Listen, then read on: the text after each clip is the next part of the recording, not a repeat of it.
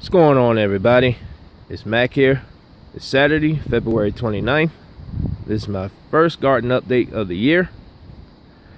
I'm gonna try to keep this video short because I don't have any plants yet to show. But there is one particular early spring vegetable plant that I can show that I've never grown before, and I'm gonna try to grow this year. And that is potatoes. So far in 4 of these buckets, and soon to be 5, will be potatoes. The variety of the potatoes will be in the description, but I'll give you a little backstory on the potatoes here before I get to the pot mix. Thanksgiving of last year, I went to the grocery store and I bought a bag of potatoes. I was going to see if I could try to make mashed potatoes for Thanksgiving dinner, but I decided to have something else. So what I ended up doing, after I washed the potatoes, I decided to just put it back in the bag and put it in my pantry, and I pretty much almost forgot about them for 2.5 months. So when I went to clean out my pantry and try to reorganize everything, I got the potatoes out. And when I was about to throw the potatoes out in the garbage, the potatoes actually looked like this. Now, the eyes on these was a surprise to me, because I didn't think grocery store potatoes will actually have the eyes growing out of them, but this camera won't focus so you can see a little bit better. But all the potatoes had the eyes on them, even the small ones.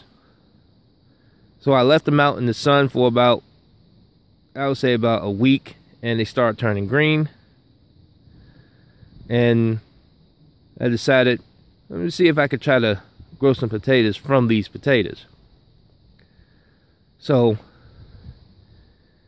I cut them and I let them heal, as you can see. And I wanted to plant these 2 weeks earlier, but the weather turned out to be a little rough. We ended up having a snowstorm. So I waited all the way up to now, and it looked like it healed up pretty good. And now I'm just going to go ahead and plant. Put this in the bucket along with this other one, and I'm going to cover it up. Now, the pot mix that I have here is a combination of peat moss, compost, and vermiculite. I don't know how much vermiculite I use. I know I used the whole bag, but hopefully the potatoes will actually have more than enough aeration and soil that's loose enough for it to progress and grow. So hopefully in about 110 days we will have a bountiful harvest out of this. Now, the fertilizer I used was, of course, bone meal, tomato and vegetable food, but I didn't use any lime.